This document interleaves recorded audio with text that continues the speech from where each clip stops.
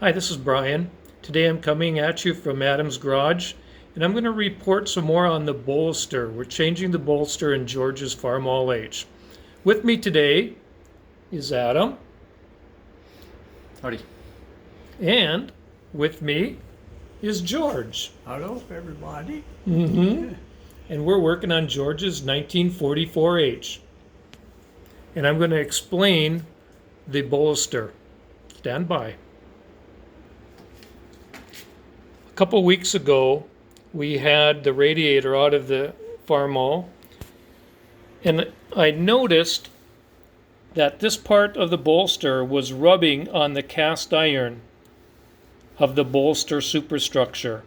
And that's what gave us evidence that there was something wrong, probably the bearing worn and such. In my previous video, I told you about how the original bolster's radius, and I realize it's probably hard to see. There you can see the radius. And how this new bolster is square. I told you how Farmall used a special bushing that had the matching radius on the bottom.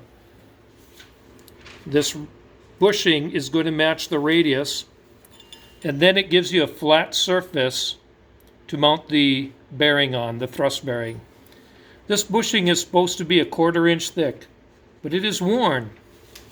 This is worn. You can't see it, but there's actually a knife edge right there. And this bushing is worn 50/1000ths of an inch. In comparison, here's a new bushing that I made out of 1/4 inch plate steel. On the right, that's a 1/4 inch. The original bushing is 50/1000ths of an inch short.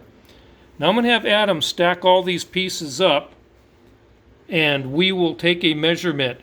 And you can see this is worn. That's going to count for part of the measurement you're about to see. And look at the bearings. Look at the race of the bearings here. Tremendous amount of wear in the bearings. So let's stack all of this up, and let's get a stacked height measurement. Stand by. Okay, we've put all the pieces onto the shaft. We put that spacer, that's supposed to be a 1/4 inch. We put the thrust bearing, that's worn, and the felt retainer. And we have a stacked height. Adam is holding the square in there. We have a stacked height of probably just better than 4 3/4 of an inch. But remember, this was contacting the frame of the tractor. So we have to have a new stacked height of something a little bit better than 4 3/4 inch. So let's move over to the new shaft. And we're going to use the spacer. Now I made this spacer. It does not come with the kit. I made it out of 1/4 inch plate steel. You can make one too. I made it with 2 hole saws, an 1 5/8" hole saw for the middle, and a 2 5/8" hole saw for the outside, which gave me a 2 1/2 inch washer. I cleaned it up with a flapper disc on the outside and a white wheel on a die grinder on the inside. It took me quite a while to make this. I made it in my shop. I would cut for a while, then I would stop and let the bit cool down, and then I would cut some more. And in about one Gunsmoke episode of just drilling during the commercials, I had this made. So we're going to use this 1/4 inch spacer. I'll drop the 1/4 inch spacer on the shaft. I'm going to show you the bearing. The bearing has one face that looks like this, and the other face looks like this. So this face is pretty solid. This face has a joint in it. I don't know that there's an up and a down, but I'm going to elect to put it on this way.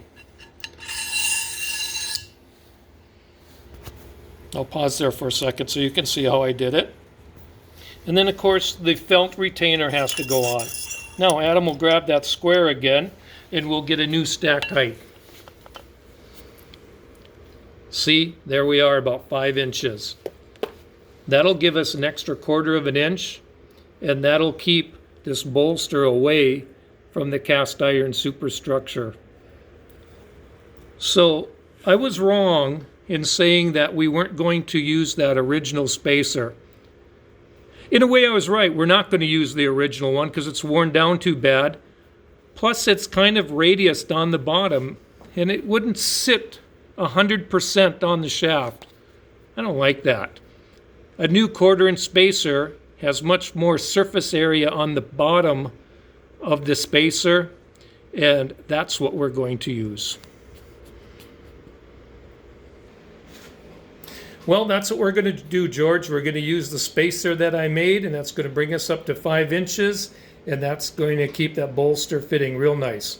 So what do you think about that, George? I think it's good, but I'm glad you're working on it, not me. Wonderful.